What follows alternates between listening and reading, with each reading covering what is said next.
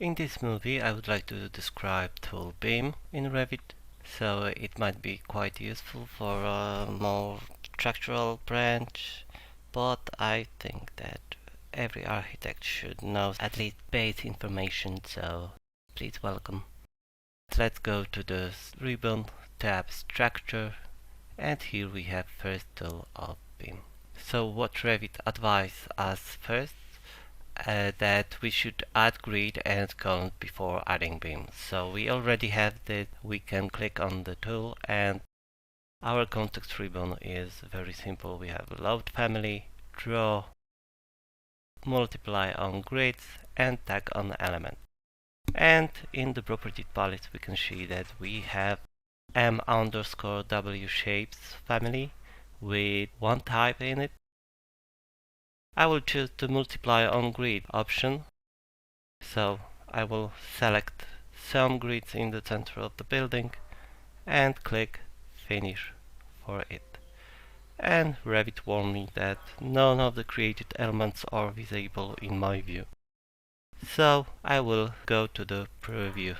Here ZR for zoom region, and we can see that Revit have created all our beams. As I have my concrete columns here, so I don't want to have a steel beams, so I will remove those M_W shaped beams to create some rectangular concrete. So first I will select one of the beam, right button of mouse, select all instances visible in view and delete. Now I will go again to the tool beam, and this time I will choose the load family from Autodesk libraries. For my version of Revit I will use metric and looking for structural framing.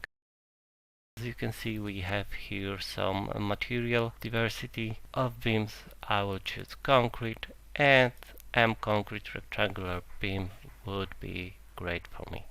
Open.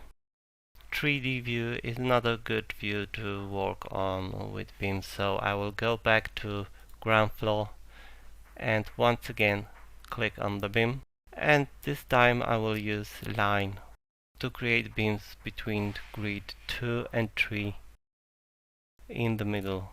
So I will using snaps. I will create a new section, change a view range, and with clicking right button of my mouse choose go to view. I can see that they are quite big, so let's go to the property palette. We have M concrete rectangular beam 400 per 800 millimeters. So maybe I will create new type of my beam. I will duplicate this type, make a unique name of the type 300 per 400. I will change B for 30, H for 40, choose OK, and my beam is now changed. But as you can see, only this one is changed.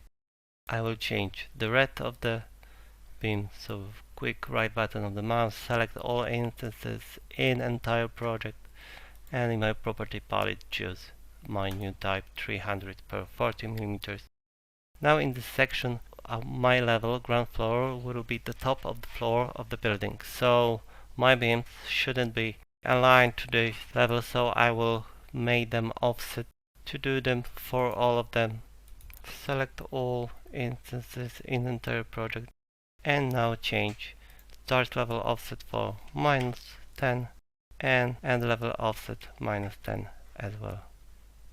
Set TL to show grid lines, and as well for beams we can change the materials. I will leave it like it is, and let's go back to ground floor.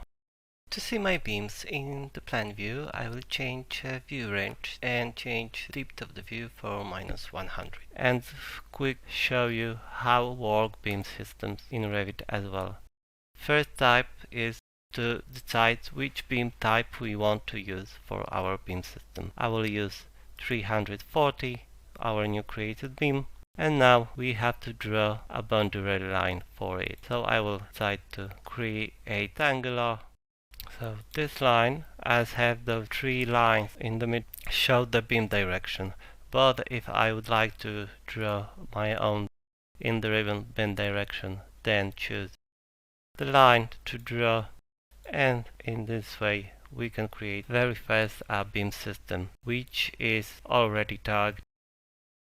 So we can now, by choosing it, layout rule for fixed number and set here, for example, 3 beam. Let's check our preview.